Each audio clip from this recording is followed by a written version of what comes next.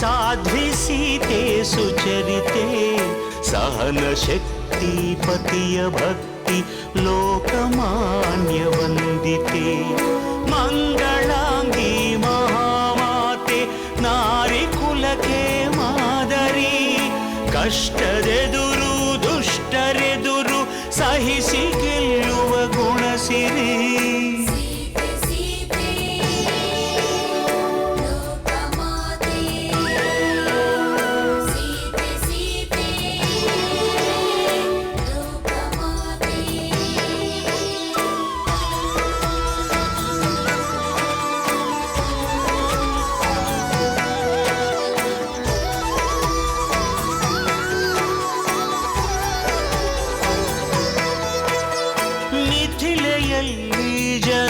ಕುಲಕ್ಕೆ ಬೆಳಕು ತಂದ ಜಾನಕಿ ಸ್ವಯಂವರದಿ ಧನುವ ಮುರಿದ ರಾಮಚಂದ್ರನ ನಾಯಕಿ ಪಟ್ಟದರಸಿಯಾಗುವಂಥ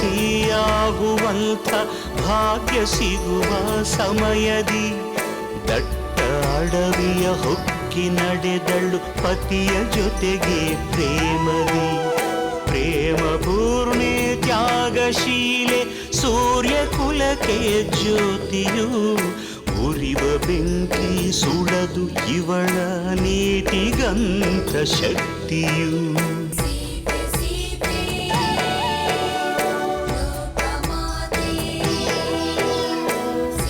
ರಾಮ ಹೃದಯ ನಿವಾಸಿನಿ ಅಕಳಂಕ ಪ್ರೇಮ ಪ್ರಬೋಧಿನಿ ಸೀತೆ ಮಾತೆ.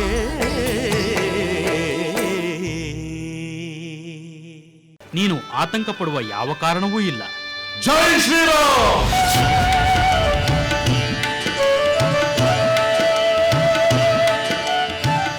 ಅಲ್ಲಿ ನೋಡಿ, ಹನುಮಂತ ಬಂದ. ಇನ್ನು ಕೆಲವೇ ದಿನಗಳಲ್ಲಿ ಲಂಕಾ ನಗರವು ಮೊದಲಿನಂತೆ ಸುಂದರವಾಗಿ ಕಂಗೊಳಿಸಬೇಕು. ಎಲ್ಲರಿಗೂ ಶುಭವಾಗುವ ನಿರ್ಧಾರ. ಸೀತೆಯನ್ನು ರಾಮನಿಗೆ ಒಪ್ಪಿಸುವುದು. ವಿಭೀಷಣ, ಬೇರೆ ಯಾರಾದರೂ ಈ ಮಾತನ್ನಾಡಿದ್ದರೆ ಅವರ ರುಂಡ ಮುಂಡದ ಮೇಲಿರುತ್ತಿರಲಿಲ್ಲ. ಆಂಜನೇಯ, ನಿನ್ನ ಸಾಹಸ ಅಸದೃಶ, ನಿನ್ನ ಸ್ವಾಮಿ ಭಕ್ತಿ ಅನುಪಮ. ನಾವು ಈಗಲೇ ಹೊರಟು ಬಿಡೋಣ, ಅವರಿಗೆ ಶುಭ ಸಮಾಚಾರವನ್ನು ತಿಳಿಸೋಣ.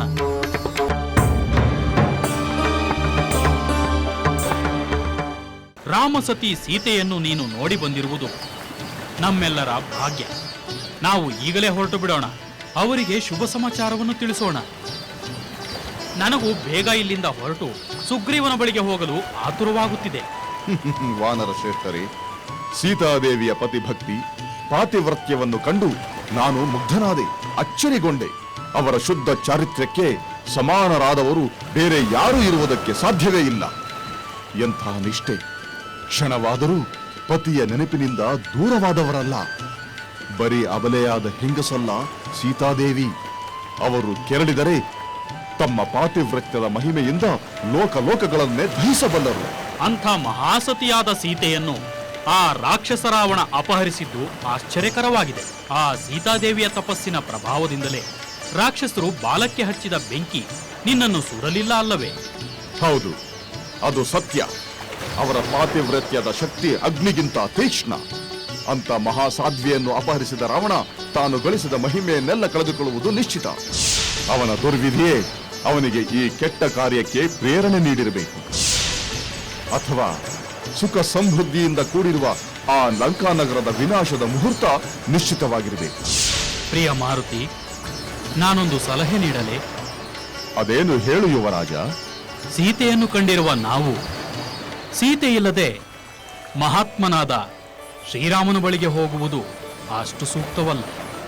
ಮಹಾವೇಗಶಾಲಿಗಳಾದ ಮೈಂದ ದ್ವಿವಿಧರು ಅತ್ಯಂತ ಸಮರ್ಥರಾಗಿದ್ದಾರೆ. ಬ್ರಹ್ಮನ ವರಪ್ರಸಾದದಿಂದ ಅತ್ಯಂತ ಬಲಿಷ್ಠರಾಗಿದ್ದಾರೆ. ಇಡೀ ಲಂಕಾನಗರವನ್ನು ಸುಟ್ಟು ಭಸ್ಮ ಮಾಡಲು ಸಮರ್ಥರಾಗಿದ್ದಾರೆ. ಹೌದು, ನಾವು ಖಂಡಿತವಾಗಿಯೂ ಸಮರ್ಥರಾಗಿದ್ದೇವೆ. ಇವರಿಬ್ಬರೂ ಸಿದ್ಧರಾದರೆ ಉಳಿದವರೆಲ್ಲ ಇಲ್ಲಿಯೇ ಉಳಿಯಬಹುದು. ಆ ಲಂಕೆಯನ್ನು, ರಾಕ್ಷಸರನ್ನು ಮಹಾಬಲಿಷ್ಠನಾದ ರಾವಣನನ್ನು ಸಂಹರಿಸಲು ನಾನೊಬ್ಬನೇ ಸಾಕು. ಮೂವರು ಕ್ಷಣ ಮಾತ್ರದಲ್ಲಿ ವಿಜಯಶಾಲಿಗಳಾಗುತ್ತೇವೆ. ಹೌದು, ಯುವರಾಜನ ಮಾತಿನಲ್ಲಿ ಸತ್ಯವಿದೆ. ಈಗಾಗಲೇ ವಾಯುಪುತ್ರನಾದ ಹನುಮಂತನ ಪರಾಕ್ರಮದಿಂದ ಇಡೀ ಲಂಕಾ ನಗರವೇ ಸುಟ್ಟು ಭಸ್ಮವಾಗಿದೆ. ನಾವು ಅಲ್ಲಿ ಹೋಗಿ ಮಾಡುವ ಕರ್ತವ್ಯ ಅತ್ಯಂತ ಅಲ್ಪ. ನಮಗೂ ಹಾಗೆ ಅನಿಸುತ್ತಿದೆ. ನಾವೆಲ್ಲ ಒಟ್ಟಾಗಿ ಲಂಕೆಗೆ ಹೋಗೋಣ. ಆ ಲಂಕೆಯನ್ನು, ರಾಕ್ಷಸರನ್ನು ಧ್ವಂಸ ಮಾಡೋಣ. ಆ ರಾವಣನನ್ನು ಸಂಹರಿಸಿ ಸೀತಾದೇವಿಯನ್ನು ಕರೆದುಕೊಂಡು ಶ್ರೀರಾಮನ ಬಳಿಗೆ ಹೋಗೋಣ. ಯುವರಾಜ ಅಂಗದ, ನಿನ್ನ ಉತ್ಸಾಹ ಶ್ಲಾಘ್ಯವಾದರೂ ಉಚಿತವಲ್ಲ. ನಾವು ಸೀತಾದೇವಿಯನ್ನು ದಕ್ಷಿಣ ದಿಕ್ಕಿನಲ್ಲಿ ಅನ್ವೇಷಣೆ ಮಾಡಲು ನಿಯಮಿತರಾಗಿದ್ದೇವೆಯೇ ಹೊರತು ಸೀತಾಮಾತೆಯನ್ನು ಕರೆತರುವಂತೆ ನಮಗೆ ಸುಗ್ರೀವನಾಗಲಿ ಶ್ರೀರಾಮನಾಗಲಿ ಆಜ್ಞೆ ಮಾಡಿಲ್ಲ. ಅಲ್ಲದೆ ನಾವೇ ರಾಕ್ಷಸರನ್ನು ಜಯಿಸಿ ಸೀತೆಯನ್ನು ತರುವುದು ಸೂಕ್ತವೂ ಅಲ್ಲ. ಹೌದು, ಹಾಗಿದ್ದರೆ ನಾನೊಬ್ಬನೇ ಆ ಕೆಲಸ ಮಾಡುತ್ತಿದ್ದೆ. ಹಾಗೆಂದು ಸೀತಾಮಾತೆಗೆ ಹೇಳಿಯೂ ಹೇಳಿದೆ. ಆದರೆ ಅವರು ಶ್ರೀರಾಮನೇ ಆ ಕಾರ್ಯ ಮಾಡುವುದು ಅವರ ಕೀರ್ತಿ ಘನತೆಗಳಿಗೆ ಉಚಿತವೆಂದು ಹೇಳಿದರು. ನಾನೇನಾದರೂ ಅಂತ ಪ್ರಯತ್ನ ಮಾಡಿದರೆ ಶ್ರೀರಾಮ ಸಂತೋಷ ಪಡುವುದಿಲ್ಲ. ಆದ್ದರಿಂದ ನಾವು ಕೂಡಲೇ ರಾಮ, ಲಕ್ಷ್ಮಣ, ಸುಗ್ರೀವರಿರುವ ಕಡೆಗೆ ಹೊರಟು ಬಿಡೋಣ. ನೀನು ಬೇಸರ ಮಾಡಿಕೊಳ್ಳಬೇಡ ಯುವರಾಜ. ನಾವು ಶ್ರೀರಾಮನ ಅಭಿಪ್ರಾಯವೇನೆಂದು ತಿಳಿದೇ ಮುಂದಿನ ಹೆಜ್ಜೆ ಇಡಬೇಕು. ಆಗಲಿ ಜಾಂಬವಂತ, ನಿನ್ನ ಸಮಯೋಚಿತವಾದ ಸಲಹೆ ನನಗೆ ಸಮ್ಮತ. ಅತ್ಯುತ್ಸಾಹದಲ್ಲಿ ಅನುಚಿತವಾಗಿ ಆಲೋಚಿಸಿದೆ. ನಾವು ಬೇಗನೆ ಕಿಷ್ಕಿಂದೆಗೆ ಹೊರಡೋಣ. ಜೈ ಶ್ರೀರಾಮ್! ಜೈ ಶ್ರೀರಾಮ್! ಜೈ ಶ್ರೀರಾಮ್! ಜೈ ಶ್ರೀರಾಮ್! ಜೈ ಶ್ರೀರಾಮ್! ಜೈ ಶ್ರೀರಾಮ್! ಜೈ ಶ್ರೀರಾಮ್! ಜೈ ಶ್ರೀರಾಮ್! ಜೈ ಶ್ರೀರಾಮ್! ಜೈ ಶ್ರೀರಾಮ್! ಜೈ ಶ್ರೀರಾಮ್! ಜೈ ಶ್ರೀರಾಮ್! ಜೈ ಶ್ರೀರಾಮ್!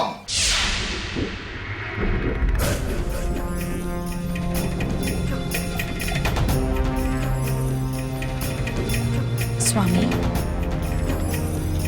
ಯಾವ ಸುಖ ಸಂತೋಷಗಳಲ್ಲೂ ಆಸಕ್ತಿ ಇಲ್ಲದೆ ಏಕೆ ಹೀಗೆ ಒಂಟಿಯಾಗಿ ಕುಳಿತಿರುವಿರಿ?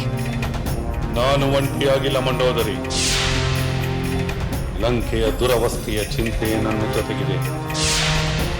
ಆ ಕಹಿಯನ್ನು ರಾಕ್ಷಸ ಕುಲವು ಮರೆಯುವಂತೆ ಹೇಗೆ ಮಾಡುವುದೆಂದು ಯೋಚಿಸುತ್ತಿದ್ದೇನೆ. ಸ್ವಾಮಿ, ಆ ವಾನರರಿಂದ ಲಂಕಾ ದಹನ ಏಕೆ ನಡೆಯಿತೆಂದು ನಿಮಗೆ ಗೊತ್ತಿದೆ. ಅದನ್ನು ಪರಿಹರಿಸುವ ಮಾರ್ಗವೂ ನಿಮಗೆ ಗೊತ್ತಿದೆ. ಹಾಗೆ ಮಾಡಿದರೆ ನಿಮ್ಮ ಎಲ್ಲಾ ಚಿಂತೆಗಳಿಂದ ಮುಕ್ತಿ ದೊರೆಯುವುದಲ್ಲವೇ? ಮಂಡೋದರಿ, ಒಗಟಿನಂತೆ ಮಾತನಾಡದೆ ವಿಷಯವನ್ನು ನೇರವಾಗಿ ಹೇಳು. ಸ್ವಾಮಿ, ಸೀತಾಪಹರಣವಾಗದಿದ್ದರೆ ವಾನರರು ಇಲ್ಲಿಗೆ ಬರುತ್ತಿರಲಿಲ್ಲ. ಲಂಕಾ ದಹನವಾಗುತ್ತಿರಲಿಲ್ಲ. ದೂತನೊಬ್ಬನಿಂದಲೇ ಇಷ್ಟೆಲ್ಲ ಅನಾಹುತವಾದರೆ ಇನ್ನು ಅವನ ಸ್ವಾಮಿ ರಾಮನೇ ಇಲ್ಲಿಗೆ ಬಂದರೆ ಲಂಕೆಯ ಗತಿ ಏನು? ವಿಭೀಷಣನು ಹೇಳಿದ ಮಾತುಗಳನ್ನೇ ನೀನು ಬೇರೊಂದು ರೀತಿಯಲ್ಲಿ ಹೇಳುತ್ತಿರುವೆ. ಲಂಕೇಶ್ವರನ ಘನತೆಯನ್ನೇ ಅರಿಯದ ನೀನು ನನ್ನ ರಾಣಿ, ಅವನು ನನ್ನ ಸೋದರ.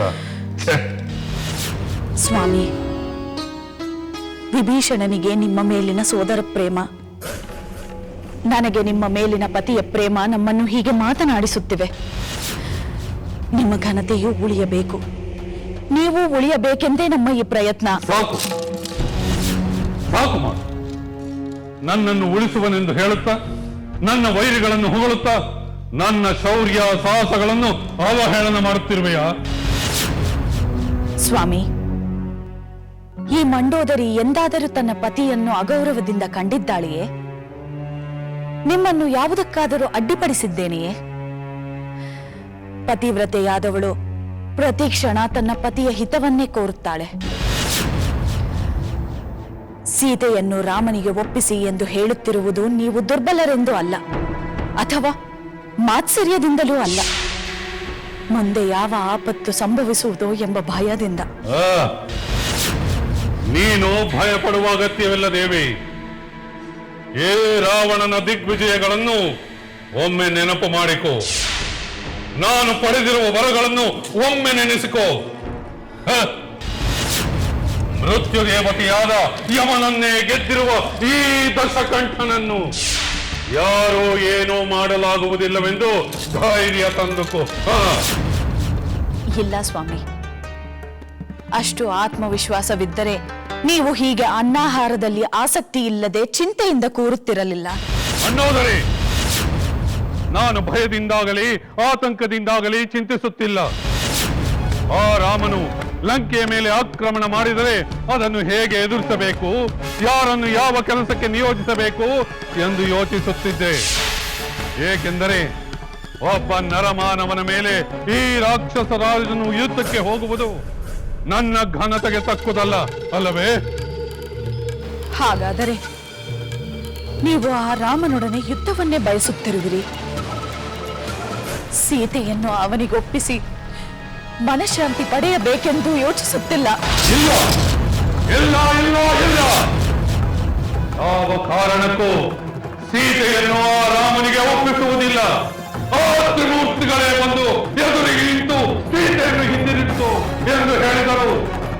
ನಾನು ಮಾತ್ರ ಆ ಸೀತೆಯನ್ನು ಎಂದಿಗೂ ಹಿಂದಿರುಗಿಸುವುದಿಲ್ಲ.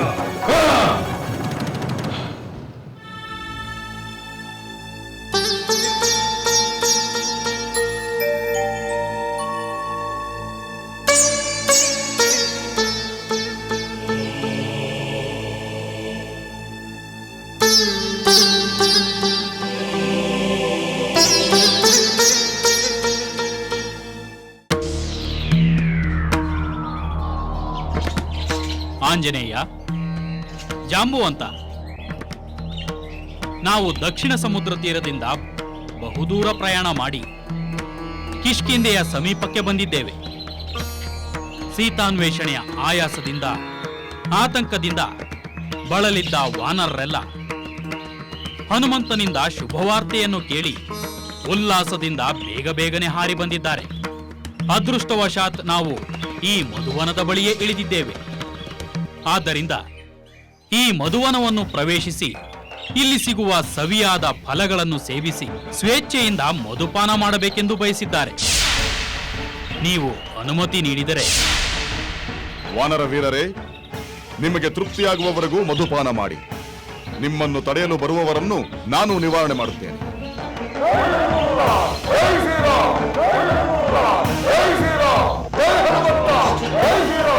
ಕಪಿವೀರರೇ, ಸುಗ್ರೀವನಿಗೆ ಅತ್ಯಂತ ಪ್ರಿಯವಾದ ಈ ಮಧುವನ ಪ್ರವೇಶ ಅಪರಾಧವಾಗಿದ್ದರೂ ಕಾರ್ಯ ಸಾಧನೆ ಮಾಡಿ ಬಂದಿರುವ ಹನುಮಂತನ ಅನುಮತಿ ಸಿಕ್ಕಿದ ಮೇಲೆ ನಾವು ಹೆದರಬೇಕಾಗಿಲ್ಲ. ಹೋಗಿ ನೀವು ಬೇಕಾದಷ್ಟು ಹಣ್ಣು ಹಂಪಲಗಳನ್ನು ತಿನ್ನಿ, ತೃಪ್ತಿಯಾಗುವಷ್ಟು ಮಧುಪಾನ ಮಾಡಿ. ಯುವರಾಜ ಅಂಗದ ಕುಮಾರನಿಗೆ.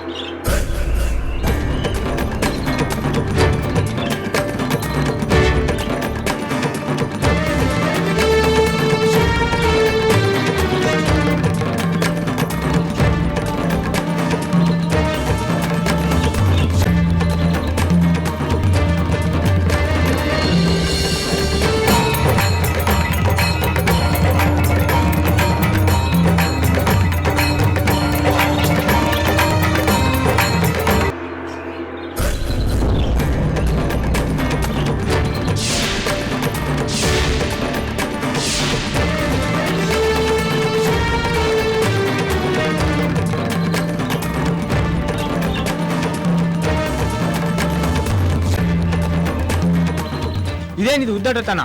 ಕಿಷ್ಕಿಂಧ ಪ್ರಭುಗಳ ಈ ಮಧುವನಕ್ಕೆ ಅನುಮತಿ ಇಲ್ಲದೆ ಪ್ರವೇಶಿಸಿ ನೀವು ದೊಡ್ಡ ತಪ್ಪನ್ನು ಮಾಡಿದ್ದೀರಿ. ಅಲ್ಲದೆ ಸುಗ್ರೀವ ಪ್ರಭುವಿಗೆ ಮೀಸಲಾದ ಹಣ್ಣುಗಳನ್ನು ತಿಂದು ಮಧುವನ್ನು ಕುಡಿದು ಇನ್ನೊಂದು ದೊಡ್ಡ ಅಪರಾಧ ಮಾಡಿದ್ದೀರಿ. ಜೊತೆಗೆ ಮಧುವನವನ್ನು ಹಾಳು ಮಾಡಿ ಮತ್ತೊಂದು ದೊಡ್ಡ ಅಪರಾಧ ಮಾಡಿದ್ದೀರಿ. ನಾವು ನಿಮ್ಮನ್ನು ಸುಮ್ಮನೆ ಬಿಡುವುದಿಲ್ಲ. ಸಾಕ್ಷಾತ್ ಹನುಮಂತನೇ ಒಪ್ಪಿಗೆ ಕೊಟ್ಟಿರುವಾಗ ನಿಮ್ಮದೇನು, ಇಲ್ಲಿಂದ ತೊಲಗಿ. ನಿಮ್ಮನ್ನು ಇರಿದು ಪ್ರಭುಗಳ ಬಳಿಗೆ ಎಳೆದೊಯ್ಯುತ್ತೇವೆ.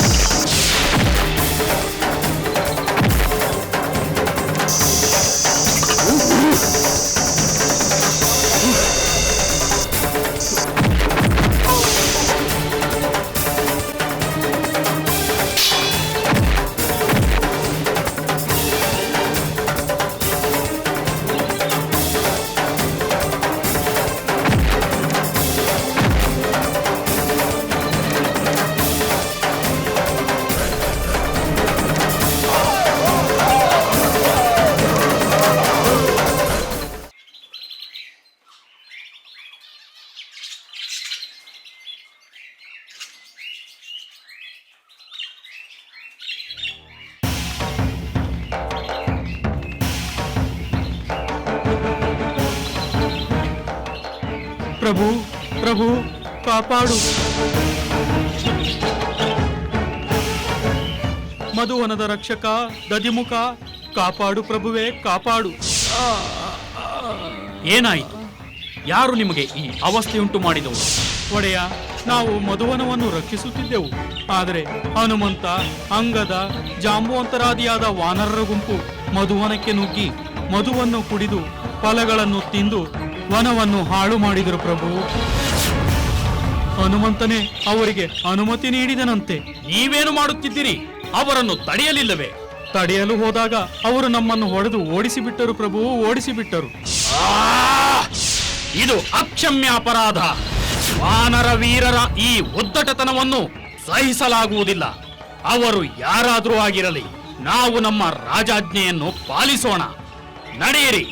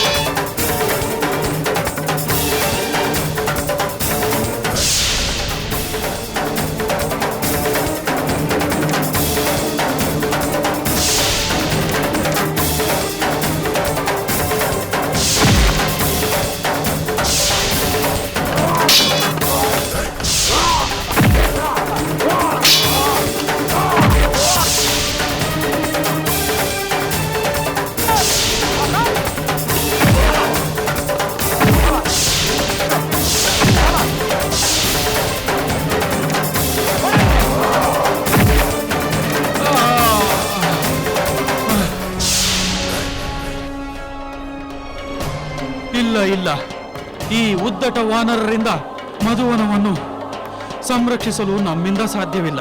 ನಡೆಯಿರಿ, ನಾವು ಈ ಕೂಡಲೇ ಹೋಗಿ ಪ್ರಭು ಸುಗ್ರೀವನಿಗೆ ವಿಷಯವನ್ನು ತಿಳಿಸೋಣ. ಬನ್ನಿ ಬನ್ನಿ. ಜೈ ಶ್ರೀರಾಮ್, ಜೈ ಶ್ರೀರಾಮ್, ಜೈ ಶ್ರೀರಾಮ್, ಜೈ ಶ್ರೀರಾಮ್, ಜೈ ಶ್ರೀರಾಮ್, ಜೈ ಶ್ರೀರಾಮ್, ಜೈ ಶ್ರೀರಾಮ್, ಜೈ ಶ್ರೀರಾಮ್, ಜೈ ಶ್ರೀರಾಮ್. ಈ ಅನುಚಿತ ಕಾರ್ಯವನ್ನು ಮಾಡಿದ ವಾನರು ಯಾರೆಂದು ಬೇಗ ಹೇಳು. ಅವರಿಗೆ ಸರಿಯಾದ ಶಿಕ್ಷೆಯನ್ನು ವಿಧಿಸುತ್ತೇನೆ. ಯುವರಾಜ ಅಂಗದನೇ ಅವರಿಗೆಲ್ಲ ನಾಯಕನಾಗಿದ್ದ. ಅವರು ಇನ್ನೂ ಮಧುವನದಲ್ಲಿ ಇದ್ದಾರೆ.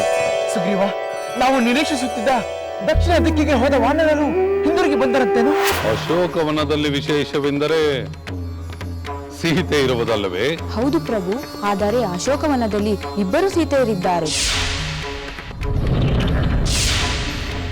ಸುಂದರಿ, ಯಾರು ನೀನು? ನಾನು ನಿಮಗೆ ಹೇಗೆ ಕಾಣುತ್ತಿದ್ದೇನೆ? ಲಂಕೆಯಲ್ಲಿನ ದುರುಳ ದರ್ಪವು ಸೀತೆ ಸಹನೆಗೆ ಸೋತಿತು. ಅಂಕೆ ಇರದ ಅಸುರ ಕುಲವು ರಾಮ ಬಾಣಕ್ಕೆ ಅಡಗಿತು. ದೂರವಿರಲಿ ಸನಿಹವಿರಲಿ ರಾಮ ಹೃದಯ ನಿವಾಸಿನಿ. ಯುಗವು ಯುಗವು ಸಾಗಲಿ ಅಕಳಂಕ ಪ್ರೇಮ ಪ್ರಬೋಧಿನಿ. ಅಮರ ಗಾಧೆ ಧರಣಿ ಜಾತೆ ಸಾಧ್ವೆ ಸೀತೆ ಸುಚರಿತೆ.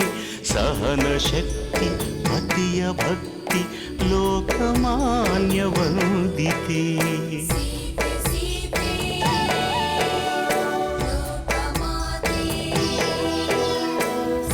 ರಾಮ ಹೃದಯ ನಿವಾಸಿನಿ. ಅಕಳಂಕ ಪ್ರೇಮ ಪ್ರಬೋಧಿನಿ. ಸೀತೆ